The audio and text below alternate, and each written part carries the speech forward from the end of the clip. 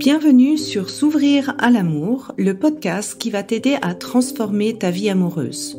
Je suis Sandy Kaufmann, coach de vie certifié. Sur ce podcast, je t'aide à comprendre et à changer tes mécanismes en amour afin de rencontrer la personne qui te correspond et construire une relation de couple épanouie. Tu y trouveras des réflexions, des exercices concrets tirés de mon activité de coach et de l'approche psycho-corporelle que je pratique, ainsi que des conversations inspirantes avec des experts ou des personnes comme toi et moi qui t'expliqueront leur chemin personnel pour s'ouvrir à l'amour.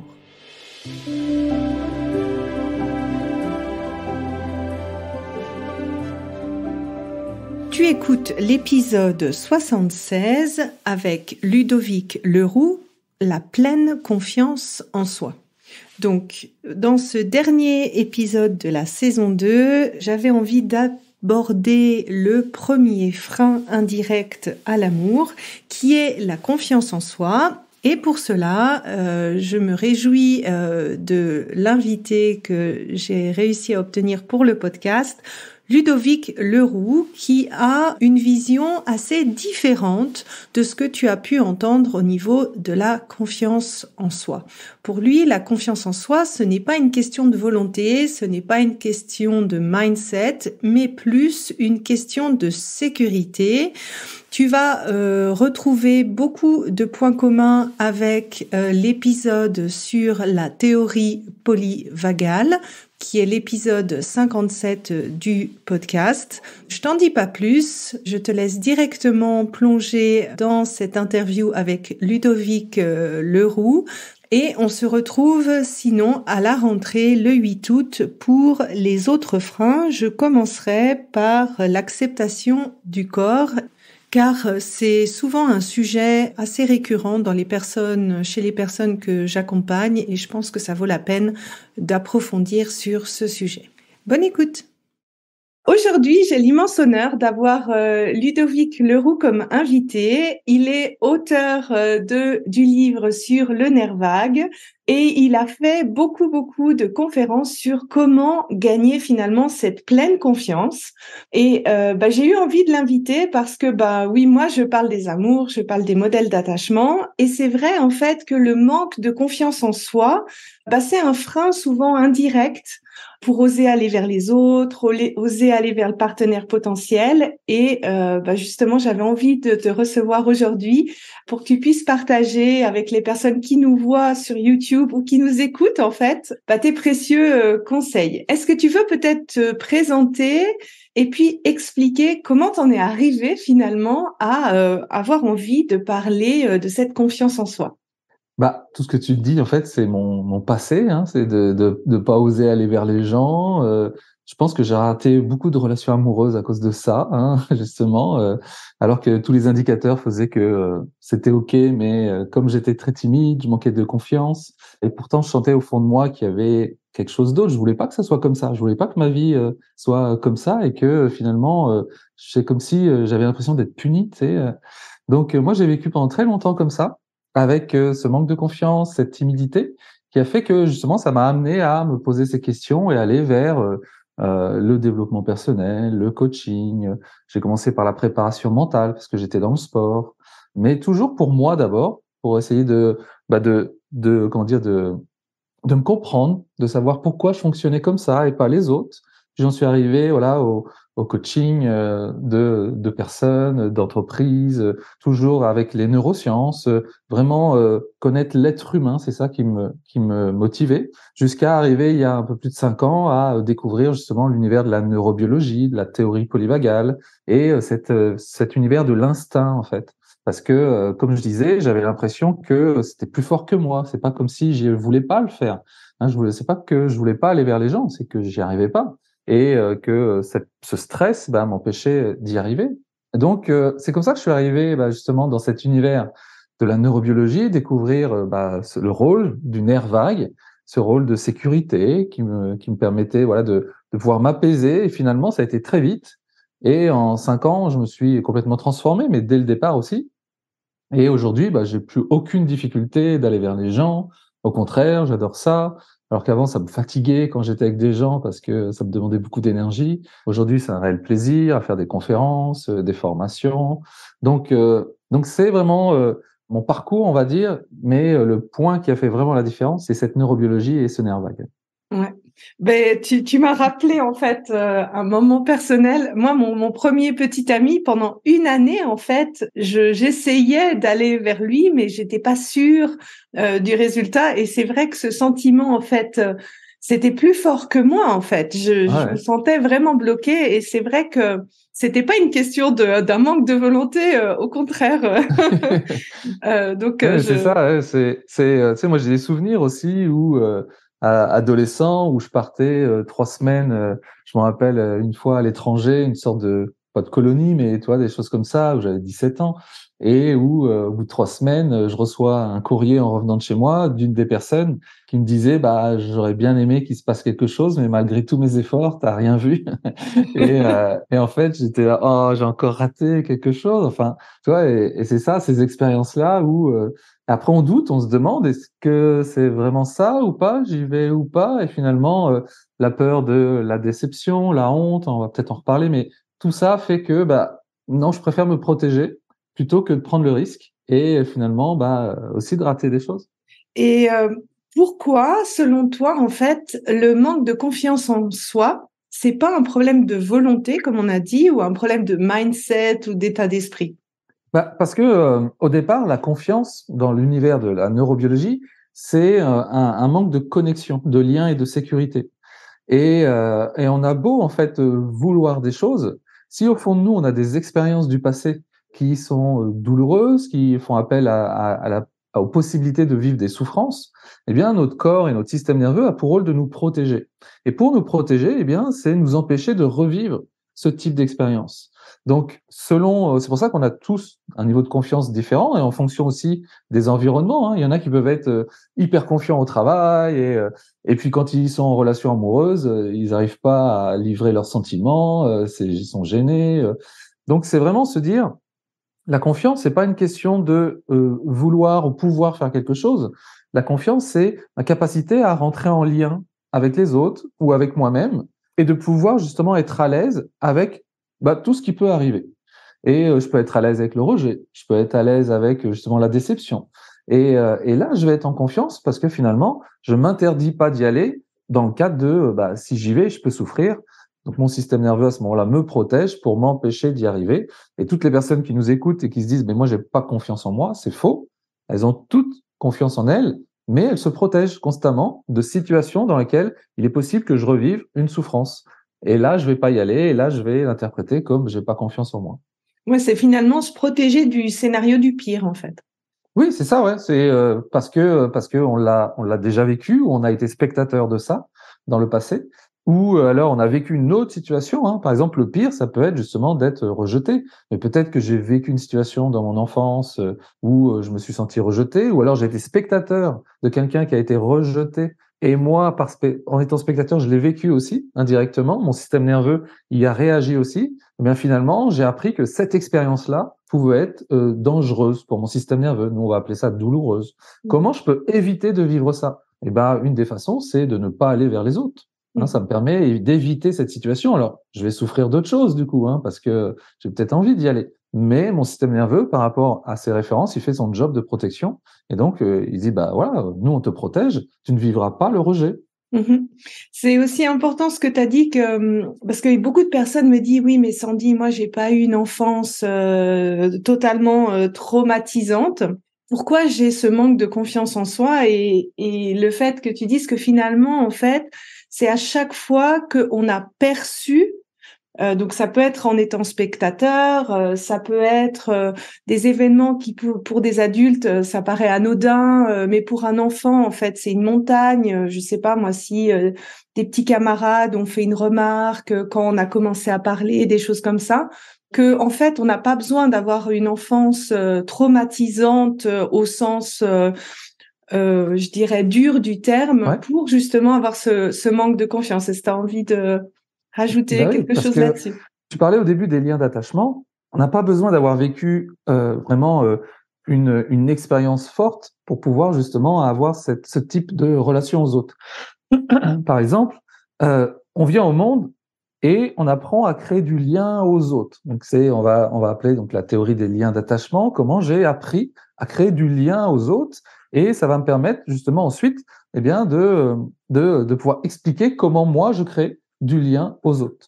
Et donc, si tout petit, je me suis retrouvé dans un schéma de ce qu'on appelle organisé ambivalent, c'est-à-dire que un coup ce que je fais c'est bien, un coup c'est pas bien, ben, finalement ça va générer dans mon système nerveux, je ne peux pas me faire confiance, c'est les autres qui me disent si je suis bien ou pas. Donc, comment je dois me comporter pour être bien le plus souvent, parce que c'est ça que j'ai envie. Donc là, je vais avoir dû faire plaisir, je suis gentil avec les gens, parce que je sais que quand je suis ça, je suis quelqu'un de bien. Donc c'est les autres qui définissent qui je suis. Donc dans ma relation à moi, de confiance, il faut que je sois cool, il faut que je sois bien, parce que dès que je fais quelque chose de mal, c'est les autres qui vont me dire que je suis quelqu'un de mal. Et si on prend un des autres liens d'attachement qui est organisé évitant, eh bien, si j'ai été mis un peu de côté, mis à part, isolé, eh bien, je ne peux pas faire confiance aux autres, je ne peux compter que sur moi-même.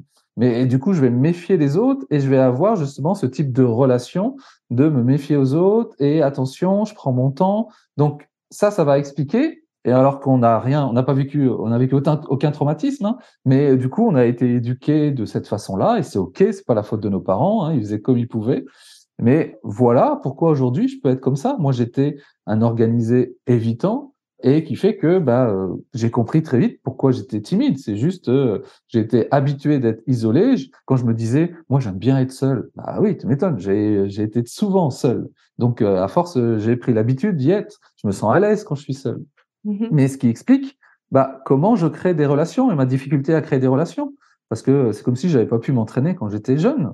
Donc à ce moment-là, aujourd'hui, c'est plus difficile pour moi. Et c'est juste de pas s'en vouloir, déjà, ça c'est important, de déculpabiliser par rapport à ma manière à moi de créer du lien et d'avoir des difficultés et de se dire, si ça vient de mon enfance, aujourd'hui, je peux apprendre à réguler ça et à changer ma façon d'être pour pouvoir être plus en confiance, plus en sécurité, afin d'aller plus facilement vers les autres. Oui, moi j'étais plutôt dans l'autre groupe, en fait, le désorganisé, OK? où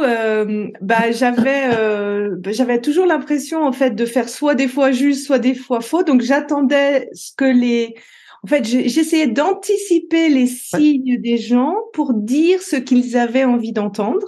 C'était vraiment ma réaction. Et c'est vrai que pour gagner confiance en moi, ça a été d'oser dire ma vérité, mon estimation, au risque en fait de déplaire aux autres. bien sûr, ouais. Et Ouais, c'était vraiment ce bien passage-là sûr. qui a été Tu vas une. avoir plein de personnes qui, justement, qui disent, moi, j'arrive pas à dire non. C'est normal. Tu as été conditionné pour dire oui aux gens. Ouais. Donc, maintenant, c'est apprendre à, justement, se sentir en sécurité quand je dis oui et quand je dis non. Et peu importe ma réponse, ça ne va pas, ça va pas m'identifier comme une personne. J'ai juste une réponse. Ça veut pas dire que je suis quelqu'un de bien ou de mal. Et même si la personne en face de moi a fait, oh, mais ouais, mais quand même, j'aurais eu besoin de toi. À ce moment-là, ça veut pas dire que je suis quelqu'un de mal. C'est juste une réponse. Et c'est pour ça que plus on gagne en sécurité, eh bien, plus on gagne en confiance. Et ça commence par soi et soi-même déjà. Hein, quelle relation j'ai avec moi-même. Et quand je vis des expériences plutôt douloureuses comme la déception, la honte, des choses comme ça qu'on veut éviter, eh bien, comment je peux me sentir avec moi-même, comment je peux être présent à moi-même au moment où je le vis. Et ça, c'est très important parce que c'est ça qui va générer ensuite déjà ma propre confiance. Hein, c'est-à-dire que je peux pas avoir, par exemple, je peux pas avoir confiance à quelqu'un si au moment où j'ai besoin de lui, il est pas là. Et Mhm. quand je vis la honte ou la déception ou quelque chose de douloureux, si moi, je suis pas présent à moi-même, c'est comme si mon copain était pas là et je dis, je peux pas compter sur lui. Donc, si je peux pas compter sur moi, sur qui je peux compter? Sinon, après, on passe en mode victime et c'est les autres qui vont devoir nous réparer. Non, c'est à moi de compter sur moi, surtout en tant qu'adulte aujourd'hui, de compter sur cet adulte qui est là pour mon enfant qui a vécu tout ça et c'est lui qui s'exprime à ce moment-là parce que c'est moi qui ai vécu la déception et la honte et qui a appris que c'était dangereux.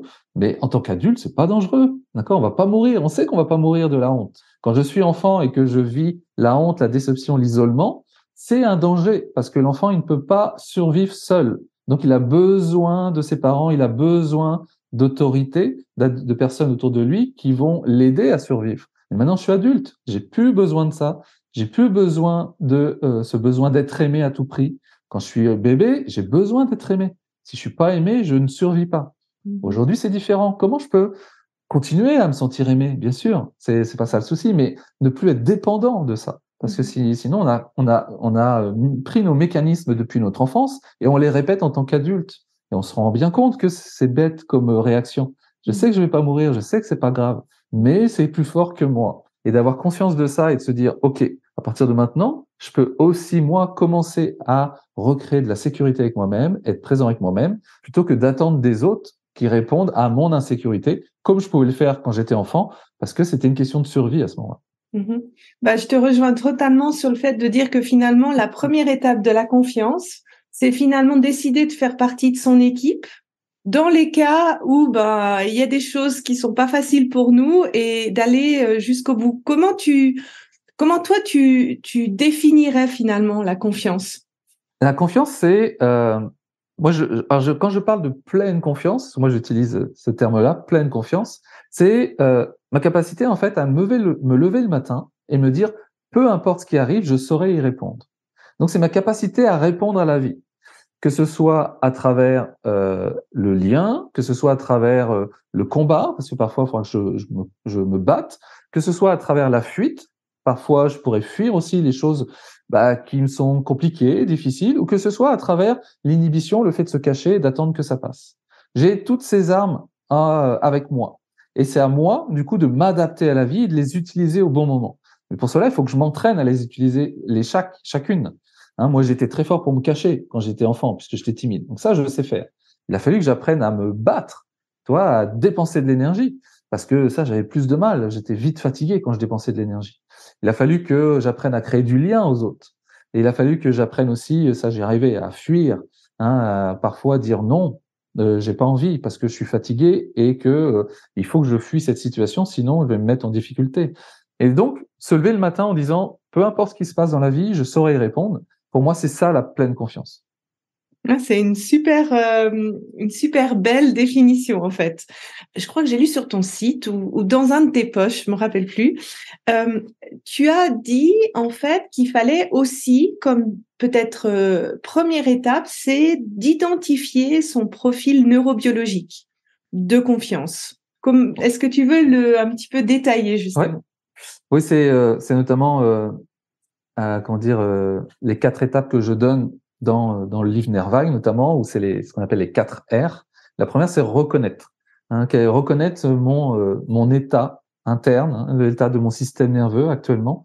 Et on peut avoir ce qu'on appelle un profil dominant, c'est-à-dire un état, et on appelle ça un réflexe vagal, c'est-à-dire un état qui arrive plus souvent qu'un autre. Par exemple, moi, quand je disais j'étais timide, eh bien, c'est ce qu'on appelle un état de vagal dorsal qui est je privilégie le fait de me cacher.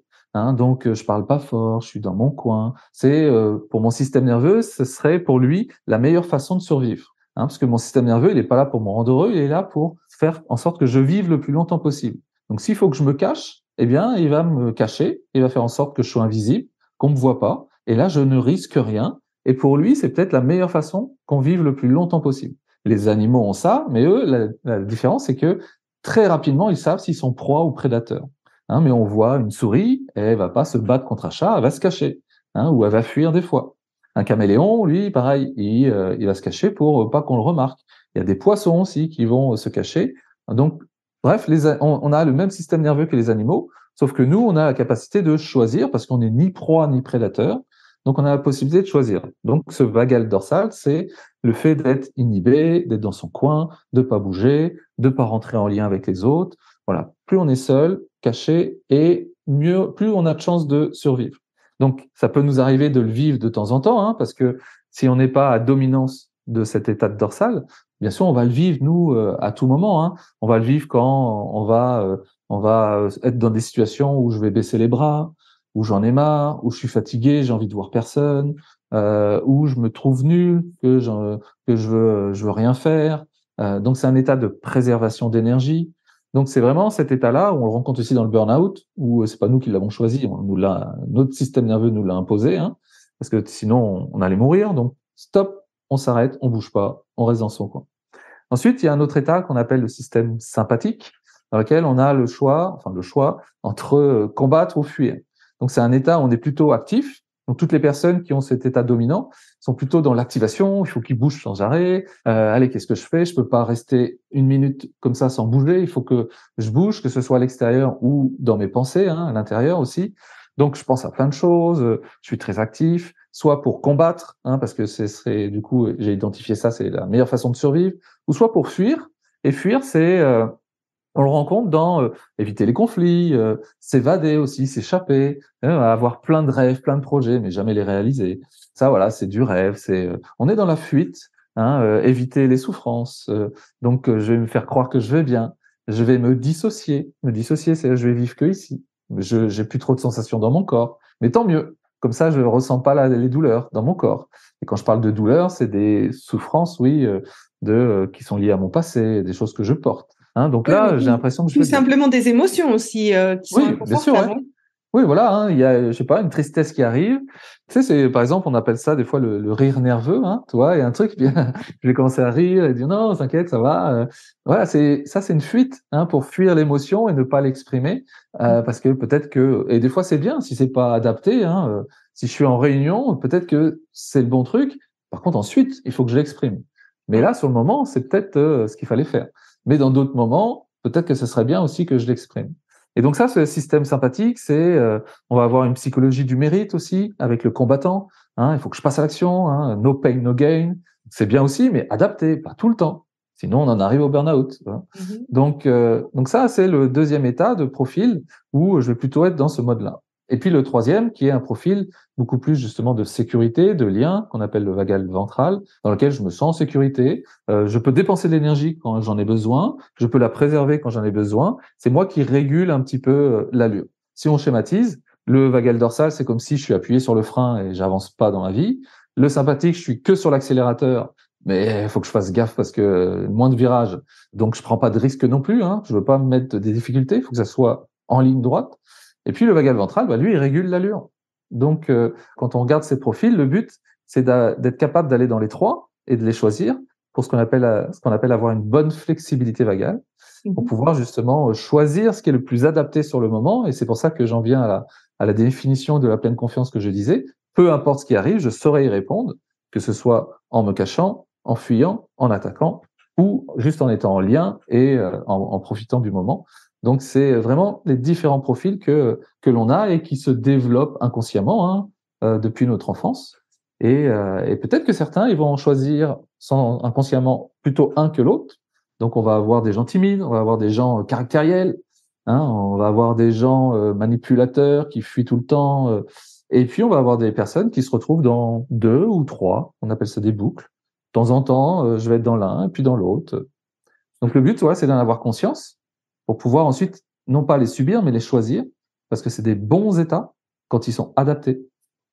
Donc, dans ta première étape, le premier R, reconnaître, oui. Ça serait finalement un peu une notion d'éducation, d'arriver à comprendre quand je suis dans l'état vagal dorsal, sympathique ou vagal ventral. C'est ça la première étape.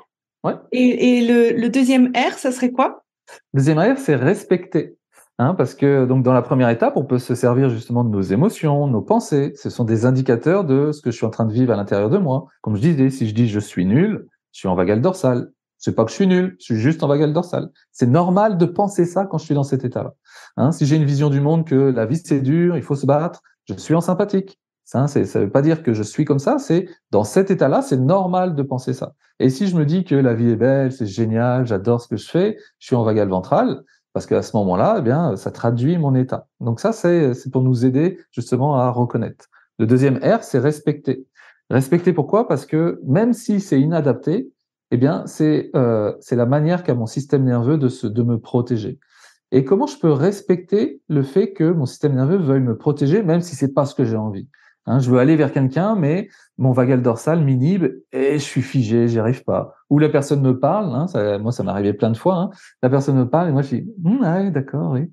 Ah bah oui, moi aussi, oui. Tu vois, je sais pas quoi dire, je sais pas quoi faire. J'ai l'impression que si je dis quelque chose, c'est être maladroit. Et d'ailleurs, je le fais. Ah, et ben voilà, ça l'est, la honte.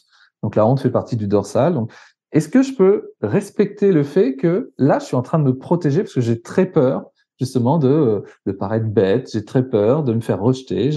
Donc, mon état a une fonction qui est liée sur quelque chose du passé dont j'ai pas conscience. Et est-ce que je peux respecter ça, le fait que je suis en train de me protéger et c'est OK?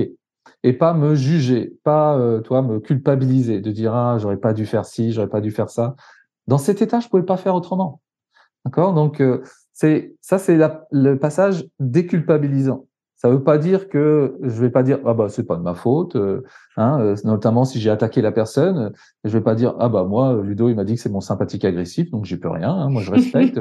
Non, non, comment j'aurais pu faire autrement après? D'accord? Je vais Mais oui, mais m'entraîner à utiliser mes autres états. Mais là, tirer ses sur le leçons, en moment, fait, sans se juger et en étant plus dans, OK, oui, c'est OK d'être comme ça, il n'y a pas ouais, de c'est ça, jugement par rapport à on a ça. tous ces états-là. Tu sais, il y a des fois, quand on s'engueule avec quelqu'un et qu'on dit: «Je suis désolé, c'est pas ce que je voulais dire». C'est faux. Dans mon état de sympathique agressif, c'est ce que je voulais dire. Lui, c'est ce qu'il dit, lui. Lui, c'est: «Tu es con, tu me fais chier». D'accord? Et après, quand je change d'état, bah oui, dans l'autre état, c'est pas ce que je dis. Dans l'autre état, j'ai envie de créer le lien. «Excuse-moi, c'est pas ce que je voulais dire». En fait, si, c'est mon sympathique et c'est lui, il dit ça, lui. Mais c'est pas ce que j'ai envie de changer d'état pour qu'on ait une autre relation. Mais c'est important de se dire, ben oui, j'ai peut-être, agressé quelqu'un, je lui ai peut-être fait du mal, mais c'est mon état que je dois prendre soin. C'est pas, la situation. J'y peux rien de la situation. Dans cet état-là, j'y peux rien. D'accord? Par contre, je prends la responsabilité de faire en sorte de réguler cet état pour éviter que ça se reproduise et que j'ai le choix de répondre autrement, hein, et pas que tout de suite je dis: «Bah, moi j'y peux rien, je suis comme ça». Bah, non, tu peux être aussi autrement. Mais maintenant à toi de t'entraîner pour être autrement. Donc ça, c'est le deuxième R qui est respecter et notamment pour toutes parce que dans le développement personnel, on entend beaucoup des fois, c'est, «Tu es responsable de ta vie», tout ça et ça, c'est culpabilisant, notamment quand on a vécu des traumas et que, beh, moi, je sais pas faire autrement, hein. Je veux bien être responsable de ma vie, mais malgré toute ma volonté, j'arrive pas à passer à l'action, hein et donc c'est de se dire: «Est-ce que je peux respecter le fait que mon système nerveux, il m'aime tellement, qu'il m'empêche de passer à l'action pour éviter que je vive d'autres souffrances?» Alors, comment je vais petit à petit rentrer en lien avec lui? On va le voir dans le troisième R justement. Comment je vais rentrer en lien petit à petit avec lui pour le rééduquer avec le troisième R qui est des ressources. Les ressources, en fait, ce dont j'ai besoin, c'est dans un premier temps de faire grandir mon état de vagal ventral, mon état de sécurité à l'intérieur. J'ai besoin que mon état de sécurité, il soit à la hauteur de mes peurs. Parce que si mon état de sécurité, il n'est pas à la hauteur de mes peurs vont toujours gagner. Et mes peurs, c'est l'insécurité, c'est ma protection. Mais si ma protection n'est pas adaptée, il faut que je rééduque cette protection pour changer et pour que la honte, la déception, je l'aperçoive autrement, pour que je réagisse autrement. Moi, par exemple, c'était la honte. Pour ça aussi, j'étais timide, je voulais pas avoir honte. Hein, j'avais l'impression que si je me montrais aux gens, tout le monde allait voir qui je suis et tout ce que j'ai vécu dans mon passé. D'accord? Et du coup, c'est la honte. Et donc, c'est de se dire: «Comment je peux être à l'aise avec la honte?» Donc j'ai fait grandir mon vagal ventral. Ça, c'est simple pour entraîner son nerf vague. Souvent, on me dit: «Comment on fait?» Souvent, je leur dis: «C'est pas la bonne question. C'est pas comment on fait, c'est combien de fois tu vas le faire». Parce que comment on fait, c'est simple. Tu respires, hein, la cohérence cardiaque, ça régule le système nerveux. La méditation, ça régule le système nerveux. Se connecter à la nature, lire, se poser, juste être en lien avec des personnes, prendre le temps d'être avec des personnes qui sont justement en sécurité. Hein, souvent je dis, arrêtez de vous entourer de personnes positives, entourez-vous de personnes en sécurité. Parce que des fois, il y en a qui sont faussement positives. Hein, donc entourez-vous de personnes en sécurité. Et à force d'être dans cet environnement-là, de moi aussi mettre en place des choses, eh bien, j'entraîne mon nerf vague. J'entraîne mon nerf vague pour qu'il soit plus à la hauteur et que j'ai ce sentiment de sécurité qui grandisse en moi pour qu'au moment où arrive la situation, j'ai plus de capacité à savoir y répondre. Et donc moi, la honte, qui était une de mes souffrances préférées, hein, c'est un de mes amis qui m'avait dit ça une fois, c'est quoi ta souffrance préférée? Non, j'en ai pas. Si, la honte, Mais c'est on ma en a une, souffrance il y a une préférée. logique, oui. Eh bien, j'ai pu la transformer en justement, plus on se met en sécurité et plus ensuite on va aller vers ce sentiment-là. Tu vois, je vais le regarder autrement, je vais me voir autrement, je vais me voir avec l'amour. Par exemple, le vagal ventral, c'est le seul état où on peut vivre l'amour, la joie, la gratitude, de la compassion. Comment je peux avoir de l'amour pour moi, de la compassion pour moi? Il faut que je sois en ventral. Ça sert à rien que je m'offre des cadeaux et que je me fasse croire que je m'aime parce que je me récompense. C'est pas ça l'amour. L'amour, c'est être dans un état pour que l'amour grandisse naturellement. Après, si j'ai envie de m'offrir des cadeaux avec ça, tant mieux. Hein. Mais de se dire, mon état de vagal ventral, c'est mon environnement d'amour. Si je ne le fais pas grandir, je ne peux pas avoir d'amour pour moi. Hein, donc, ou alors je vais chercher des subterfuges, des trucs pour que les gens m'aiment ou pour me faire croire que je m'aime. J'ai pas besoin de preuves d'amour. J'ai besoin de vivre l'état où l'amour est là déjà. Et à ce moment-là, ça me permet justement d'avoir beaucoup plus d'amour pour moi, beaucoup plus de compassion, de me voir, moi, dans mon passé, avec cet état-là, de me dire, bah, t'as fait ce que t'as pu, tu pouvais rien. Et aujourd'hui, de pouvoir me dire, dès que je vis la honte, de dire, tiens, je suis là, lui, il arrive, mon vagabond mental, tiens, on est là. C'est cool ce moment-là, comment on va le transformer en ironie? Comment on peut se moquer de soi devant les gens et de pouvoir leur montrer que la honte, c'est OK, on a le droit de vivre la honte. Parce que ça permet aussi aux autres de se dire, ah, mais du coup, j'ai le droit, moi, je me serais protégé de ça, mais finalement, j'ai le droit. Donc, je me moque de moi, je me moque des autres aussi. J'adore le faire. Mais dans cet état de ventral, les autres le reçoivent avec amour. Et ils se disent, bah, tiens, c'est cool, c'est marrant. Et un des plus beaux compliments qu'on me fait souvent, c'est, ah, mais t'es con. Et c'est pas le mot qui est important. Hein, c'est l'intention dans laquelle tu le transmets, l'état dans lequel tu le transmets. Et moi, ça m'envoie quoi?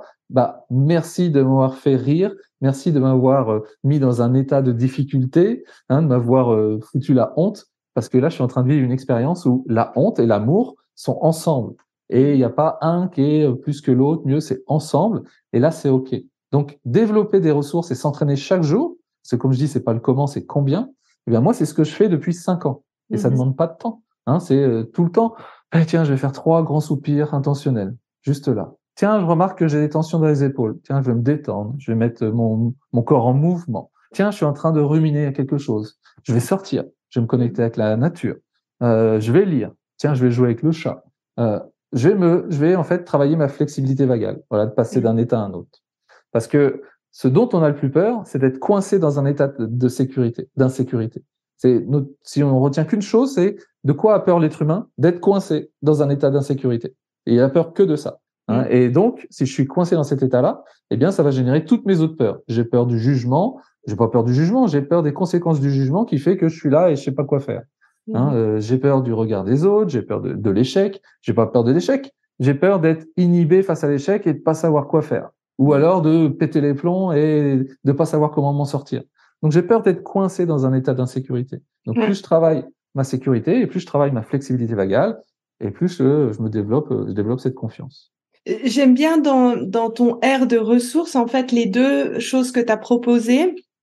J'illustre souvent ça, en fait, par une baignoire. Moi, j'appelle ça la baignoire émotionnelle, où tu dis, d'abord travailler sur son niveau de baignoire, donc son niveau de sécurité, pour justement être capable le jour où il y a la vie, c'est l'imprévu, la vie, il n'y a pas toujours, n'est pas toujours dans des situations de bisounours. Qui arrivent pour avoir suffisamment cette marge de sécurité ou ce stock additionnel de sécurité qui nous permet à faire face. Et puis cette deuxième phase en fait que tu as dit où c'est finalement de progressivement aussi s'exposer à d'autres des situations un petit peu plus stressantes pour nous et arriver en fait à expérimenter que finalement il y a un retour à la normale, c'est OK et c'est bon et c'est finalement en fait c'est de s'accompagner avec régularité et amour dans ce processus en fait. Est-ce que Ouais, bien sûr, ouais, c'est déjà se dire que dans la vie, on ne va pas éviter les souffrances. Donc déjà, si on veut éviter les problèmes et tout ça, on va vivre en survie tout le temps. Donc moi, je prends souvent l'exemple j'ai une histoire comme ça où il y a une rivière qui s'appelle la vie et on voit les comportements des gens et on a souvent l'impression qu'on va se noyer dans cette rivière alors qu'il y a plusieurs endroits où on a pied. Et souvent, ce que je dis, c'est pas qu'on va se noyer, c'est juste qu'on perd pied à certains moments et c'est OK, on a le droit. Hein. Mais par contre, de se dire, est-ce que j'ai la possibilité, si je connais bien cette rivière, si je connais bien la vie, de pouvoir à un certain moment retrouver pied et continuer mon chemin et je vais perdre pied tout le temps, c'est OK. Hein, parce que je sais pas, je vais prendre ma voiture et puis je vais avoir un accrochage et je peux pas l'éviter. Maintenant, si je veux éviter tous les problèmes, je vais éviter de vivre en fait parce que je vais me maintenir en survie. Et donc ensuite, les petites choses justement qui me font peur, est-ce que je peux justement m'y confronter de temps en temps, hein, et de pouvoir justement élargir. Tu sais, des fois on parle de zone de confort et de zone de connaissance ou de zone de sécurité. Le but c'est pas forcément d'en sortir, c'est est-ce que je peux l'élargir pour justement, parce qu'il y a plein de choses où je suis en insécurité. Et même des choses où je peux avoir l'impression que normalement, j'y étais pas. Mais si j'ai moins d'énergie, par exemple, rien que ça, hein, si je suis fatigué, c'est clair que je vais être plus en insécurité, même par rapport à des choses dans lesquelles où normalement je suis en sécurité, parce que j'ai moins d'énergie pour répondre. On le sait, hein, par exemple, il suffit de prendre la patience avec les enfants.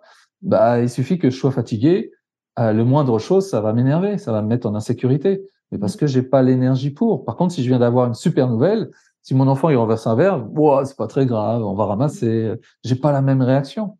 Donc c'est vraiment se dire euh, comment je peux être très, comment dire, très au clair avec ce que je suis en train de vivre à l'intérieur de moi. Et quand je suis justement dans ce vagal ventral, quand je suis en énergie, quand je me sens bien, ben c'est le meilleur moment pour aller à la rencontre de ces peurs, à la rencontre justement de ce qui nous fait peur dans la vie, parce que souvent on le fait pas. Hein, c'est quand on va bien, on évite d'aller vers ce qui nous fait peur. Alors que c'est le meilleur moment pour y aller, parce que c'est le meilleur moment pour aller vers le quatrième R, qui est revisiter et recréer. Hein, on a tous ces moments-là où on s'est dit, je sais pas, on a vécu quelque chose il y a 5 ans, il y a 10 ans, et aujourd'hui on se dit, ah mais qu'est-ce que j'ai été bête de faire ça, j'aurais pu faire ci. On relativise en fait. Hein. Eh bien, on a tous cette capacité-là de voir les choses autrement en étant dans cet état de vagal ventral. Donc, quand j'ai augmenté mes ressources et que je me sens petit à petit bien dans ma vie, c'est le meilleur moment pour aller voir ce qui allait pas bien. Hein, plutôt que de se dire non, non, j'en profite. Hein, souvent, on fait ça. Hein, je profite que je vais bien. Hein, ben non, profite que tu ailles bien pour aller visiter ton passé, pour aller justement peut-être aller reconnecter avec une personne que tu aimerais avoir dans ta vie, pour oser aller voir quelqu'un, pour c'est le meilleur moment pour justement reconditionner son système nerveux et qu'ils se disent ah putain mais je croyais que c'était dangereux ça, en fait ça l'est pas. Oui, quand on est dans cet état ça l'est pas. Et finalement, bien on fait diminuer la peur et en faisant augmenter la sécurité, en faisant diminuer les peurs à chaque fois comme ça, eh bien je me retrouve avec une capacité à répondre à la vie, hein, parce que ouais moi j'ai peur, moi je suis hyper anxieux, j'ai peur de plein de choses. Mais par contre j'y réponds très vite. Hein, à chaque fois, je fais une conférence et ah mais ça se trouve ils vont pas t'aimer, ça se trouve ça va pas marcher. Et si tu sais pas quoi dire, et parce que comme je fais tout dans le flow, eh ben je l'emmène avec moi sur la scène. Bah viens, on va voir ce que ça donne. Et tiens, et si je sais pas quoi dire, qu'est-ce qu'on va faire? Bon, on va rigoler, on va raconter une connerie, on va leur demander vous voulez quoi. Et puis voilà. Et puis du coup, à force, il se dit ah bon, bah, ça fait pas très peur. Et donc il est toujours là, mais de moins en moins présent et surtout de moins en moins impactant. Donc ça, c'est aussi important de se dire on se débarrasse pas forcément de nos peurs, mais par contre, on est à l'aise avec, et donc on les emmène avec nous, on leur montre que ça fait pas peur. Ouais, ça me parle beaucoup ce que tu dis parce que, en fait, quand les personnes viennent pour travailler sur leurs amours, une fois qu'elles ont compris, en fait, leur modèle d'attachement, l'étape que je leur propose souvent, en fait, c'est dans leur relation existante, donc pas même avant de rencontrer la personne, justement d'aller dans cette confrontation, dans cette expérimentation où, ben oui, il y avait peut-être des choses qui étaient difficiles avec certaines personnes ou certaines situations, et de voir en fait comment elles peuvent arriver petit à petit, étape par étape, avec la peur, avec l'émotion, avec la difficulté, dépasser tout ça.